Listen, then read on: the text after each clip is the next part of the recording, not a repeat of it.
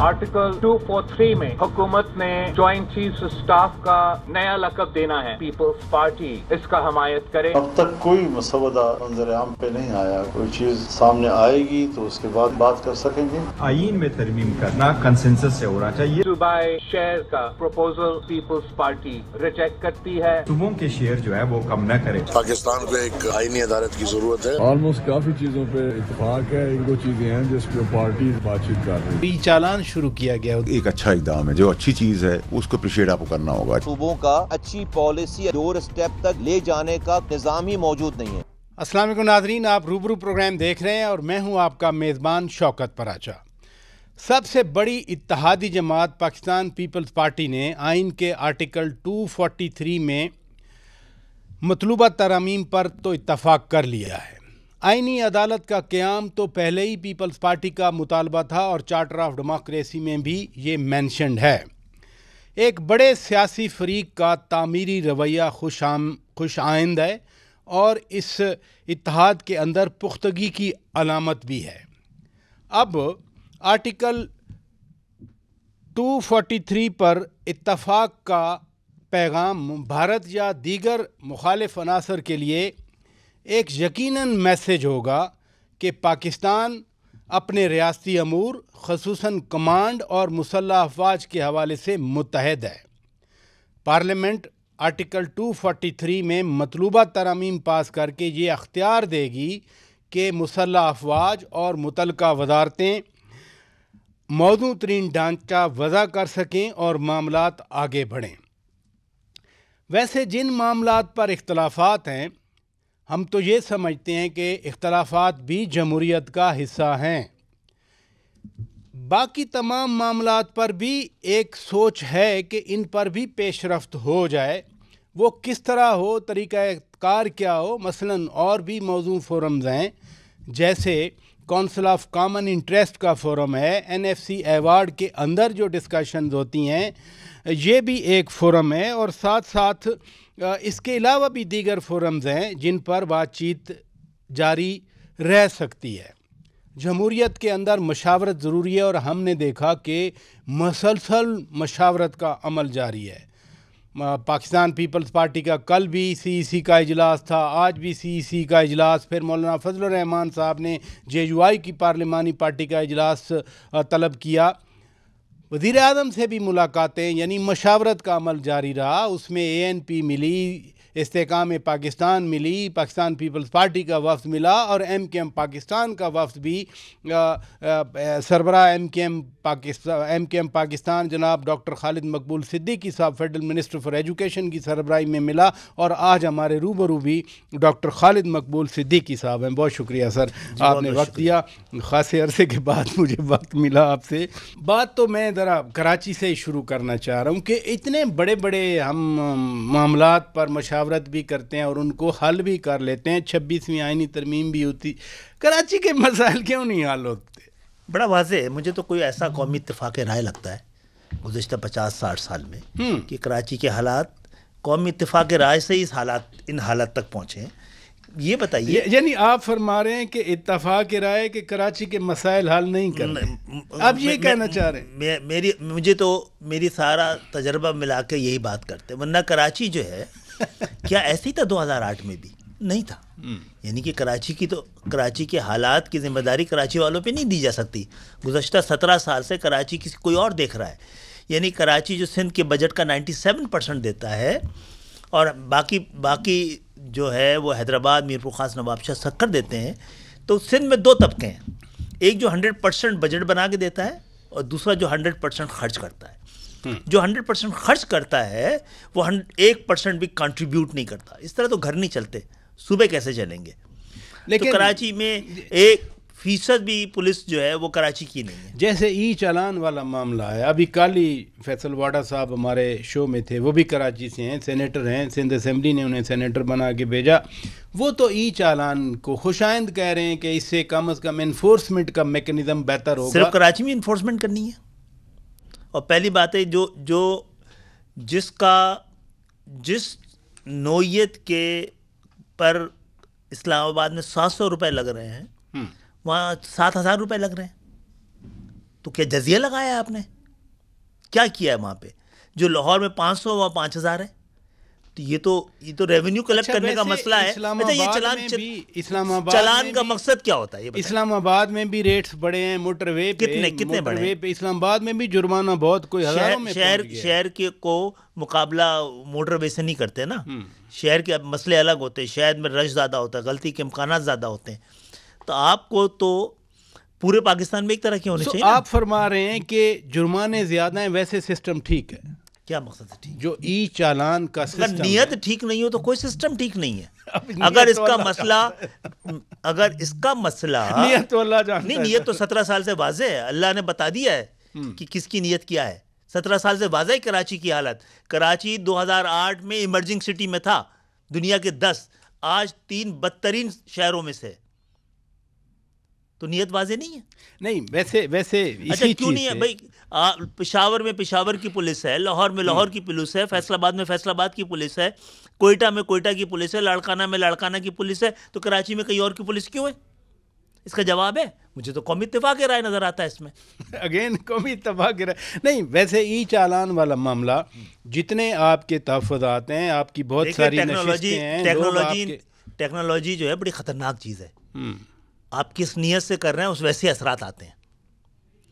یہ چلان ہے کس لیے؟ دنیا بھر میں چلان کس لیے؟ تاکہ ٹریفک کو ڈسپلن کیا جا سکے, لوگوں کو متنبع کیا جاتا ہے. آپ متنبع کیے بغیر لائن لگا کر, اتنا ایفیشینٹ ادارہ ہی پاکستان میں کوئی نہیں ہے جیسا ٹریفک پولیس ہے کراچی کی. گلی گلی محلے محلے میں کراچی کی محبت میں, ٹریفک کی محبت میں, یا اس کو جو پیسے جناب وہ اپنے لیے بھی ریونیو, حکومت کے لیے بھی ریونیو اکٹھا کرتے ہیں اور اپنے لیے بھی کرتے ہیں. یہ جو ای چالان ہے یہ تو سیدھا کمپیوٹر پہ آ گیا, ڈیٹا آ گیا, کس نے کہاں وائلیٹ کیا اس کو وہ سلپ مل گئی.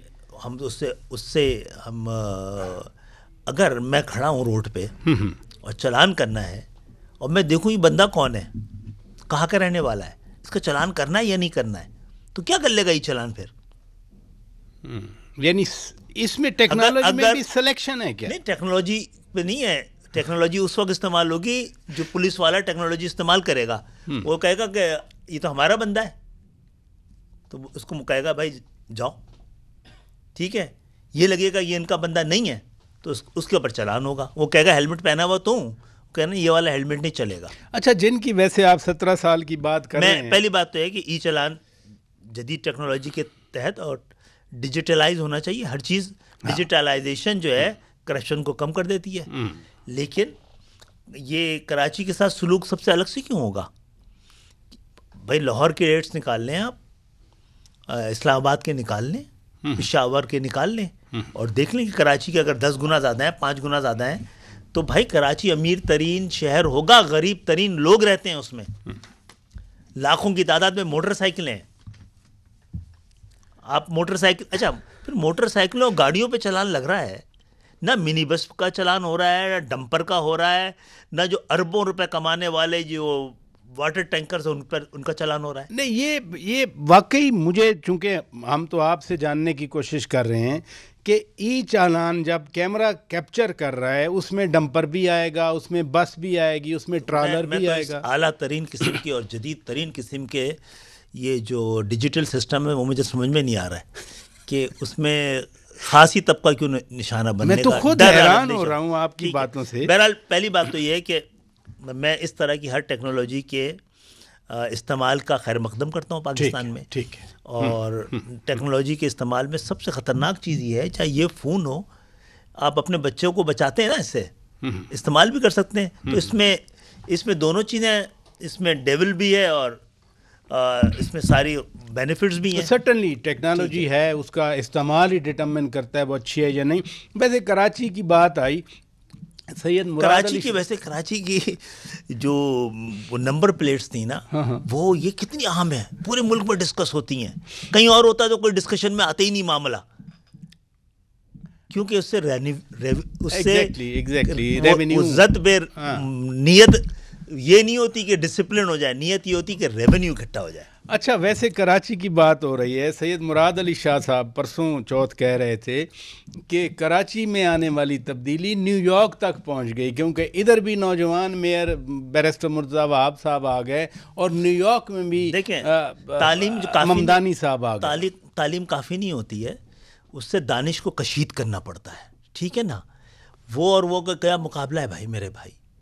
وہاں پہ تو یہ والی اس بری بدترین شکل کی جیری مینڈنگ ہوئی ہوگی کیا پہ کہ کچھ کانسٹیچوئنسی 8,000 کی ہوں اور کچھ 80,000 کی ہوں. روٹی کپڑا مکان کا نعرہ ہے، یعنی روٹی کپڑا مکان منشور کا حصہ ہے. اس نے بھی ممدانی صاحب نے بھی روٹی کپڑا مکان کا منشور. اچھا وہ تو لیفٹ کے ہیں نا، کوئی جاگیردار بھی لیفٹ کا ہو سکتا ہے کیا؟ پاکستان تو یہ اپنے تاریخ کا سب سے بڑا دھوکہ کھا چکا ہے. جتنے لیفٹسٹ تھے نا پیپلز پارٹی میں، سب سے پہلے ان کو جوتے لگے ہیں. تاریخ نکالیں نا، جے رحیم ہو، معراج محمد خان ہو، وہ اقتدار میں آنے کے بعد کہاں رہے وہ؟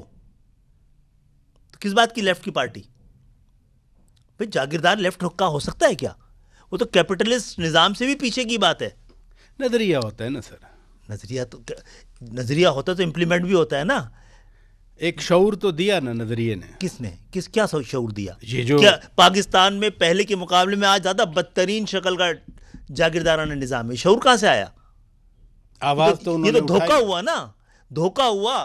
آپ نے پھر بدلتے گئے سوشلسٹ کوئی بھی نہیں رہا آپ کے ساتھ. یہ جو اب ڈیبیٹ یہ دوسری جانب جا رہی ہے، چلی جائے گی. لیکن جو لینڈ ریفارمز ہوئیں پیپلز پارٹی کے دور میں، پھر ضیاء الحق صاحب نے تو ان کو سپریم کورٹ کے ذریعے ریورس کروایا. لینڈ ریفارم جو انڈیا نے 1949-50 میں کر دی تھیں، وہ 70s میں آ کے ایفرٹ کی. یہ تو بڑی ڈیٹیل پہ بات کرنے کی ضرورت ہے. ایگزیکٹلی. تو وہ آپ دوسری جانب چلے جائیں گے. ہاں ایگزیکٹلی. میں بریک لیتا ہوں ناظرین. بریک کے بعد جب واپس آئیں گے تو ہم ذرا 27ویں آئینی ترمیم پر بات کرنا چاہ رہے ہیں، کیونکہ خوشائند جیسے میں نے کہا آرٹیکل 243 پر اتفاق ہونا خوشائند ہے. باقی معاملات پہ مشاورت جاری ہے. کیا ہوگا؟ ڈاکٹر صاحب کل وزیر اعظم صاحب سے بھی ملے تھے وفد کے ہمراہ. بات کرتے ہیں ایک بریک کے بعد. Stay with us. Welcome back ناظرین. آپ روبرو پروگرام دیکھ رہے ہیں اور ہم بات کر رہے ہیں ملک کی سیاسی صورتحال کے حوالے سے. ڈاکٹر صاحب، جس طرح پیپلز پارٹی کی سینٹرل ایگزیکٹو کمیٹی نے آج بھی اجلاس، بٹ کل تو انہوں نے کلیئر کر دیا تھا، تو حکومت نے کیا پہلے ہوم ورک مکمل نہیں کیا تھا؟ اتحادیوں کو اعتماد میں نہیں لیا تھا؟ پیپلز پارٹی تو سب سے بڑی اتحادی جماعت ہے. مجھے نہیں پتا، میرے جو تو گمان تھا کہ پیپلز پارٹی پہلے دن سے آن بورڈ ہوگی اور نہیں رہی ہے. میں حیران ہوں اس پہ. اور اہم بات یہ ہے کہ اس میں جو ہمیں خد و خال پتہ لگے، ان میں کئی بڑے اہم نکات ہیں جن کو کہ حل ہونا ضروری ہے. کچھ ادھوری ترامیم پچھلے دنوں ہوئی ہیں، ان کا مکمل ہونا ضروری تھا. اور پھر پاکستان جس اہم ترین دور سے گزرا ہے، یہ سال پاکستان کے لیے بڑا اہم رہا عالمی طور پہ بھی خود کو منوانے پہ. بھارت کی اور بھارت کی برتری کا جو ایک جھوٹا امیج بنا ہوا تھا، وہ چند دنوں میں توڑ کر رکھ دیا گیا. تو اس معاملے کو اب پیچھے نہیں جانا چاہیے. پاکستان کے انٹرنیشنل جو مقام بن سکتا ہے، جو بننا چاہیے، پاکستان ملت اسلامیہ کے لیے ماڈل بننا تھا، اسے منڈی نہیں بنانا ہے. وہ اقوام عالم میں سر اٹھا کے چلانے کے لیے بنا گیا ہے. اب موقع مل رہا ہے. تو اس حوالے سے اگر آئینی اصطلاحات کی ضرورت ہے تو ہمیں ضرور اس کا ساتھ دینا چاہیے. اور میں بھرپور ایم کیو ایم تو ظاہر ہے اس حوالے سے اس کا نقطہ نگاہ بڑا اہم رہا ہے. اسی طرح پاکستان میں سیاست کا اور جمہوریت کا استحکام بھی بڑا ضروری ہے. اور ایک ایسی جمہوریت جس کے ثمرات عام پاکستانی تک پہنچے نہ ہوں، تو بتائیں اس کی ضرورت آپ کو اور مجھے ہے کیا؟ تو ہم نے 26ویں ترمیم کے وقت بھی 26ویں ترمیم کے وقت بھی اور 27ویں ترمیم کے وقت بھی آرٹیکل 140 کی بات کی ہے. آرٹیکل کیا یہ ایم کیو ایم کے منشور کا آرٹیکل ہے؟ نہیں، یہ پاکستان کے آئین کا آرٹیکل ہے بھائی. اچھا، کل آپ نے وزیر اعظم صاحب میں بڑی اہم بات کر رہا ہوں. جی یہ ایم کیو ایم کا مطالبہ کیوں ہے بھائی؟ یہ ایم کیو ایم کا مطالبہ نہیں 140 ہے، یہ آئین کا تقاضا ہے.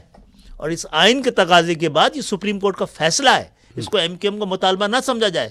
یہ ایم کیو ایم آئین کی حرمت کے لیے لڑ رہی ہے. اس کو صرف ایم کیو ایم کا مطالبہ کیوں سمجھا جاتا ہے؟ اس لیے کہ ایم کیو ایم پیش کر رہے، دوسرے نہیں چاہتے. یہ واحد ذریعہ ہے کہ جس کے ذریعے آپ مجھے بتائیں کیا سارا اختیار اور حق جو ہے ووٹ لینے والے کا ہے، ووٹ دینے والے کا نہیں ہے. اختیار تو حق تو ووٹ دینے والے کا ہے. اچھا تو آپ نے کون سا میکینزم رکھا ہوا اس تک؟ اگر گلی محلے کے اب یہ اختیار ہوگا وزیر اعلیٰ کو تو کیسے ممکن ہو سکے گا؟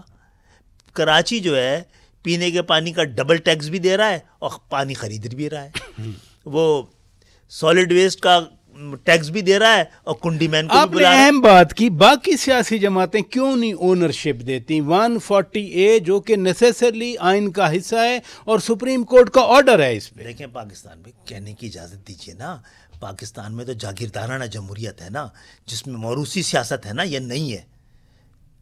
کراچی میں کبھی بھی نہیں رہی ہے، ایم کیو ایم سے پہلے بھی اس شکل میں نہیں تھی. ایم کیو ایم نے اس کو برقرار رکھا ہے. تو پھر مڈل کلاس کے لوگوں کو ایوان میں بھیجا ہے، جو لوگ 10 روپے خرچ نہیں کر سکتے ان کو ایوان میں بھیجا ہے. نہیں، پی ٹی آئی 3 سال 3.5 سال حکومت کی، وہ بھی تو موروثی سیاست کے خلاف ہی نعرے اب تک لگاتے ہیں. اچھا دیکھیں نعرے لگانے سے کیا فرق؟ ایم کیو ایم بھی نعرے ہی لگاتے رہے اب، اور یہ نہ کرے تو کون کیا بگاڑ لے گا ہمارا؟ اب آپ کو سمجھنا ہے پی ٹی آئی کے کون سے بڑے لیڈر تھے جن کے اولادیں نہیں تھیں ایوانوں میں. مزے کی بات ہے، جاگیردار بھی ہیں، سجادہ نشین بھی ہیں، لیفٹسٹ بھی ہیں، اور پڑھ کے پھونک بھی رہے ہیں. یار یہ تو بڑا کانٹرڈکشن ہے بھائی. اچھا، back to this 27th amendment. Doctor صاحب آپ سے بات کرنے کا اس لیے بھی اچھا لگتا ہے کہ بہت سارے موضوعات جو عوامی موضوعات ہیں وہ آپ کے ذریعے عوام تک پہنچتے ہیں. لیکن بیک ٹو 27th امینڈمنٹ، کابینہ کا اجلاس بلایا گیا، آج ہونا تھا، پیپلز پارٹی کی ہاں سے پہلے بلا لیا گیا، پھر خبریں لگوائی گئیں کہ جمعے کو یعنی آج وہ پیش کی جائے گی 27ویں آئینی ترمیم پیپلز پارٹی کے فیصلے سے پہلے. پھر یہ کہا گیا کہ ہمارے پاس 2/3 اکثریت فار گرانٹیڈ ہے پیپلز پارٹی کے فیصلے سے پہلے. یہ سوچا کیوں نہیں گیا؟ کیونکہ جنہوں نے 18ویں ترمیم پاس کی، جنہوں نے NFC ایوارڈ بنایا، وہ رجسٹ تو بھی کر سکتے ہیں نا. مجھے نہیں پتا کہ اس حوالے سے اندرونی سفارتکاری کیا رہی ہوگی اور کیا سیاسی حوالے سے مذاکرات رہے ہوں گے. یہ بات طے ہے کہ اگر کوئی سینسیٹیو چیز تھی اس کو نکال کے باقی حوالے سے تو 6 مہینے پہلے سے تیاری کر لینی چاہیے تھی. ہم نے بھی پہلے کہا تھا کہ بتائیے کہاں انگوٹھا لگانا ہے بھائی. لیکن پھر ہمیں جو خط و غال بتایا، ہمیں اس میں ایک سب سے بڑی اچھی اور بڑی خبر یہ تھی کہ انہوں نے کہا کہ آرٹیکل 140A جو کہ ایم کیو ایم کا مطالبہ ایس سچ نہیں ہے، آئین کا تقاضا ہے، سپریم کورٹ کا فیصلہ ہے، اس کو 27ویں ترمیم کا حصہ بنایا جائے گا. تو ہم سمجھتے ہیں اس سے الگ ہم نے اپنی، اگر آپ ایم کیو ایم کی پوری تاریخ دیکھیں گے، ہم نے وزارتوں کا مطالبہ تو نہیں کیا بڑھانے کم کرنے کا، بدلنے کا. ہم نے تو اپنے لیے الگ سے پیکج نہیں مانگا اس کے لیے. ہم نے اپنی سیاسی ضرورت اور تنظیمی ضرورت کے لیے ایک لفظ بات نہیں کی ہے. ہم نے پاکستان کے یہ کراچی کے لیے کیا 140A کے بعد طے ہو جائے گا؟ یہ آپ کی پورے پاکستان کے لیے، پورے پاکستان. کل جب آپ کی ملاقات ہوئی تو وزیر اعظم صاحب نے آپ کے اس مطالبے کے جواب میں جو کہ 140A کی عمل درآمد پہ ہے، کیا کہا وزیر اعظم صاحب؟ انہوں نے کہا کہ آپ سے ہم نے وعدہ کیا تھا اور اس حوالے سے ہم اپنا وعدہ پورا کریں گے. کب؟ اسی 27ویں ترمیم کا حصہ بنائیں گے آرٹیکل 140A کو. اور بہت خوش آئند بات یہ تھی کہ پنجاب اسمبلی نے اس کو پاس کیا. اب پاس کس نے کیا؟ مسلم لیگ نے اکیلے نہیں کیا. انہوں نے، میں ان کو بڑا شکر گزار ہوں، پاکستان کے لیے بہت حوصلہ افزا بات ہے کہ اس میں پیپلز پارٹی بھی شامل تھی. اب پیپلز پارٹی یہ تو نہیں کہہ سکتی نا کہ یہ چیز پنجاب میں حلال ہے اور سندھ میں حرام ہے. ویسے تھوڑا سا اگر آپ ہمیں گائیڈ کر دیں، 140A میں آپ کیا چاہتے ہیں کہ عمل درآمد، جب آئین کا آرٹیکل تو ہے، اس کو 27th امینڈمنٹ کا کیسے حصہ بنایا جائے؟ آرٹیکل ہے، سپریم کورٹ کا آرڈر ہے، امپلیمنٹ کے لیے بنایا جائے نا. دیکھیں اچھا، یہ عیاشی پاکستان کے حکمرانوں کو ہے کہ آئین کے جس آرٹیکل کی مرضی ہو آپ اس پہ عمل کریں اور جو آرٹیکل پہ مرضی نہ ہو. اچھا وہ کیا عمل درآمد میں کیا ہوگا سر؟ اچھا عمل درآمد میں آرٹیکل 140A یہ تقاضا کرتا ہے، ایک ایسی حکم دیتا ہے، سپریم کورٹ کا حکم آ گیا کہ حکم بھی آ گیا نا کہ ایک ایسی بلدیاتی حکومت، ایک ایسی شہری حکومت، ایک ایسی دیہی حکومت، ایک ایسی ڈسٹرکٹ گورنمنٹ جو مالیاتی طور پر، سیاسی طور پر اور انتظامی طور پر مکمل طور پر خود مختار ہو. وہ تقاضا کرتا ہے کہ جس طرح وفاقی حکومت ہے، صوبائی حکومت ہے، اسی طرح بلدیاتی حکومت بھی ہو، جس کا فیصلہ وزیر اعظم یا وزیر اعلیٰ نہ کریں، آئین اور قانون کریں، جو کہ ایک الیکٹڈ میئر ہو، اپنی مدت پوری کرے، مدت پوری کرنے کے بعد اس کی جگہ عبوری ایڈمنسٹریٹر یا عبوری میئر آئے, وہ 90 دن میں الیکشن کروائے اور اقتدار یعنی منتقل ہو اب جائے. یہ چیزیں, ایک تو 5 سالہ مدت کی آئینی گارنٹی ہو, جی دوسرا یہ ہے کہ میئر جب مدت پوری کرے تو 90 دن کا عبوری سیٹ اپ ہو بلدیاتی اداروں کے لیے, یہ یعنی اور جو اختیارات ڈیوالو ہوں گے آئین کے مطابق, اور اب سپریم کورٹ نے اس کی ڈیٹیل بھی دے دی ہے, تو وہ پھر وہ اس کے اندر شامل ہوں, جیسے کہ آپ کے آس پڑوس کے ملکوں میں شامل ہیں کہ یہ اختیارات تھرڈ ٹیئر آف گورنمنٹ کے پاس ہوں گے, یہ اختیارات صوبائی حکومت کے پاس ہوں گے, یہ اختیارات وفاقی حکومت کے پاس ہوں گے. یعنی آپ یہ چاہ رہے ہیں کہ یہ ساری چیزیں اس ترتیب سے اب 27th امینڈمنٹ کا حصہ بنے. اچھا, یہ کیا کوئی انوکھی بات کر رہے ہیں؟ یہ صرف جو جدید معاشرے ہیں, جو مہذب معاشرے ہیں, جو طاقتور معاشرے ہیں, جہاں جنوین ڈیموکریسی ہے, وہاں کی سب سے بڑی طاقت کیا ہے؟ یہ شوکت بھائی بتائیں, کیا گالی نہیں ہے پاکستان کی جمہوری طاقتوں کے لیے کہ جب جمہوریت آتی ہے تو بنیادی جمہوریت ختم ہو جاتی ہے, جب آمریت آتی ہے تو بنیادی, اور ویسے اگر آمریت کے ہوتے ہوئے بنیادی جمہوریت آ گئی تو میں اس کو جمہوری دور کیوں نہ کہوں؟ ڈاکٹر صاحب ویسے نا یہ اتنی اہم ہے لوکل گورنمنٹ کہ وہ ممدانی جیتے تو پوری دنیا میں ہیڈ لائن تھی کہ وہ میئر بن گئے, ایک میئر کی خبر پوری دنیا میں سنی گئی. مجھے اجازت دیں ناظرین, بریک لیتے ہیں, بریک کے بعد جب واپس آئیں گے کچھ اور پوائنٹس رہ گئے ہیں ان پہ بات کریں گے. Stay with us. Welcome back ناظرین, آپ روبرو پروگرام دیکھ رہے ہیں اور ڈاکٹر خالد مقبول صدیقی صاحب فیڈرل منسٹر اور سربراہ MKM پاکستان ہمارے روبرو ہیں.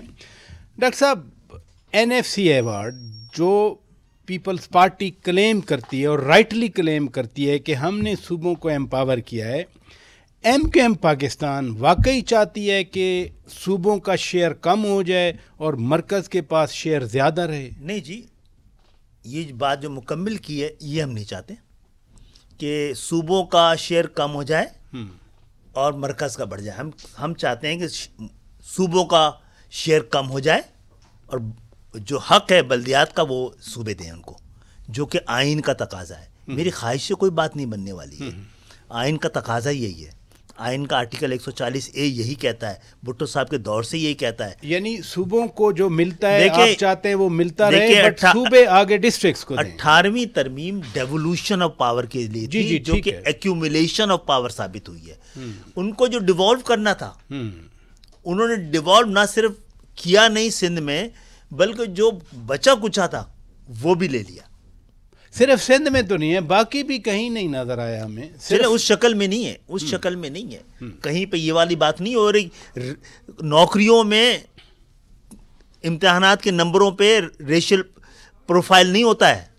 اچھا, یہی چیز ڈاکٹر صاحب اگر اس کو اور اینگل سے دیکھا جائے, جو آپ فرما رہے ہیں کہ صوبوں کا شیئر کم نہ کیا جائے, صوبے آگے ڈسٹرکٹ تک دیں, لیکن مرکز کے پاس, مرکز کلیم کرتا ہے کہ ہمارے پاس اتنے پیسے ہی نہیں بچتے کہ ہم تنخواہیں دے دیں.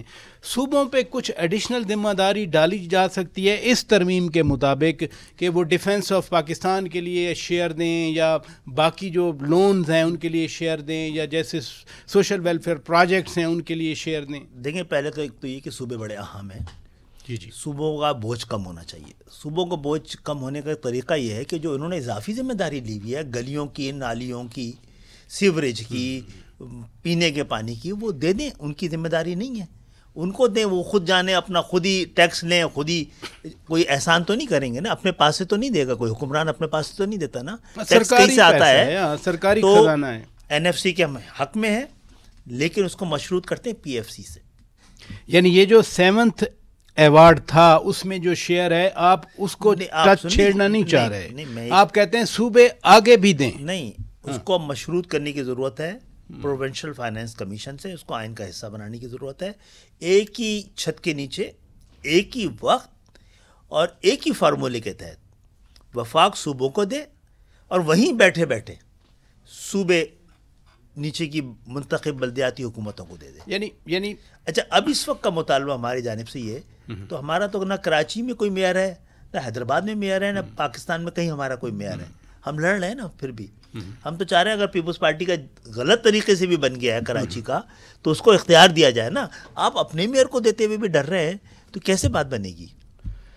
یہ جو الیکشن کمیشن کے حوالے سے بھی کچھ تجاویز ہیں، یہ کیا ہیں؟ اسی میرے خیال الیکشن کمیشن کے بہت سارے ایشوز بہت ساری ابہام کی وجہ سے وہ کیا ابہام رکے میں، جس میں کہ جو اس کے ممبرز ہیں ان کی تعیناتی ہے، ان کی مدت ہے، ان کو بدلنے کا طریقہ ہے، اور میرا خیال ہے موجودہ الیکشن کمیشن کے حوالے جو چیف الیکشن کمشنر ہیں ان کی مدت کا مسئلہ ہے، ان کی تعیناتی کا مسئلہ ہے، اس میں اگر کچھ ابہام ہے تو ان کو درست ہونے کی ضرورت ہے۔ یعنی ابھی تو ہے نا کہ جو جب تک کنسنسس نہیں ہوتا prime minister and leader of the opposition میں، تو پھر جو انکمبینٹ چیف الیکشن کمشنر ہوں گے وہ موجود رہیں گے۔ کیا یہ طریقہ کار تبدیل کرنا ہے؟ ابھی اس پہ مزید بحث میرا خیال ہے جاری ہے، اور اس کے لیے کوئی بہتر طریقہ نکالنا چاہیے۔ اپوزیشن بھی بڑی اہم ہے، اور اپوزیشن کو بھی، حکومت کی ذمہ داری ہے کہ اپوزیشن کو اعتماد ملے، اور اپوزیشن کو بھی دیکھنا ہے پاکستان کے حالات کو، پاکستان کی ضروریات کو، اور یہ کہ ایوان کو، اگر آپ نے ایوان میں جہاں پہ آپ کو بھیجا کہ اپنے علاقوں کو ریپرزینٹ کرنے اور پاکستان کو ریپرزینٹ کرنے، وہاں پہ آپ کو ذمہ داری کا مظاہرہ کرنا چاہیے۔ ویسے پی ٹی آئی نے تو جیسے یہ آئیڈیا آیا، اپوزیشن پی ٹی آئی ہے، اب پی ٹی آئی نے کہا کہ ہم مسترد کرتے ہیں مکمل طور پر۔ آج بھی اسپیکر ایاز صادق صاحب کے ساتھ پی ٹی آئی کے ارکان کی ملاقات ہوئی، تو 26 امینڈمنٹ کے ٹائم کچھ انہوں نے تجاویز دی تھیں، اور ان کی تجاویز تھرو مولانا صاحب شامل بھی ہوئی تھیں۔ آپ سمجھتے ہیں کہ اب بھی پی ٹی آئی جو آپ فرما رہے ہیں کہ ان کو ایوان میں عوام نے بھیجا ہے، کنٹریبیوٹ کریں، ان پٹ دیں، کچھ نہ کچھ تو ان کو بتائیے کہ نعروں سے مسئلہ حل ہو سکتا ہے؟ نعرے تو ایوان سے باہر لگانے کے ہیں نا، ایوان کے اندر لگانے کے تھوڑی ہیں۔ یہاں تو مکالمہ ہی واحد طریقہ ہے نا۔ آپ کو ہے، آپ ایوان میں کھڑے ہو کے ایک ایک نقطے پر حکومت کو لاجواب کر دیں نا، تاکہ آپ کی بات اگر حکومت نہ بھی مانے تو دنیا تو سنے گی آپ کی۔ تو آپ کوئی لاجک سے بات کرنے کی تو کوشش کریں، کوئی دلیل تو دکھائیں، اور دلیل سے ہی فیصلہ ہونا چاہیے نا۔ یعنی روٹ کے منہ دوسری طرف کر کے شور مچانے سے، ہنگامے کرنے سے تو بات بنے گی نہیں۔ آپ وزیر اعظم جمہوریت کو مضبوط کر رہے ہیں یا خطرے میں ڈال رہے ہیں؟ آپ وزیر اعظم صاحب سے بھی ملے، آپ مولانا فضل الرحمان صاحب سے بھی ملے، ان کے ساتھ کیا بات چیت ہوئی؟ مولانا صاحب کے ساتھ مولانا صاحب سمجھتے ہیں کہ انہوں نے جو 26ویں ترمیم میں جو ترامیم ان کے کہنے پہ کی گئی تھی وہ دلیل سے انہوں نے منوائی تھی، تو انہی کی ترامیم ہو رہی ہیں اس وقت 27ویں امینڈمنٹ میں۔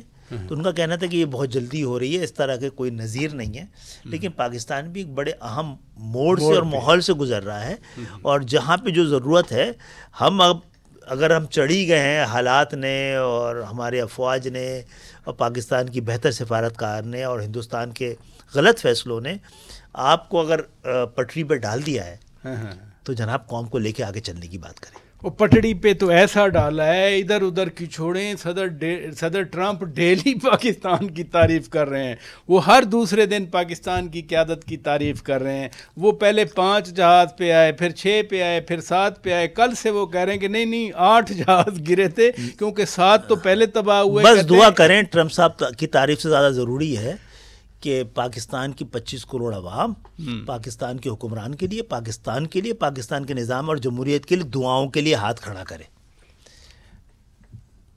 اگین NFC ایوارڈ بڑا اہم ہے، صوبوں کے پاس پیسے جانے ہیں، آپ کے خیال میں پیپلز پارٹی مان جائے گی؟ ارے 2 باتیں ہیں نا، ماننے نہ ماننے کی وجوہات بتانی چاہیے، ٹھیک ہے؟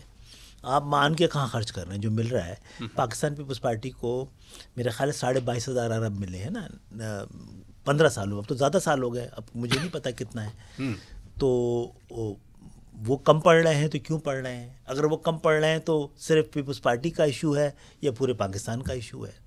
تو کیسے پورا ہو رہا ہے؟ اس پہ دلیل سے بات کی جا سکتی ہے۔ اور دوسری بات یہ ہے کہ بالکل NFC ایوارڈ دیا جانا چاہیے، لیکن PFC ایوارڈ کے ساتھ وہ مشروط ہونا چاہیے۔ جناب کوئی تو ایسا کام کرے نا، ایوانوں میں اگر آپ نے کسانوں کو کے لیے گنجائش نہیں رکھی ہے تو جمہوریت کے ثمرات میں تو رکھیں نا۔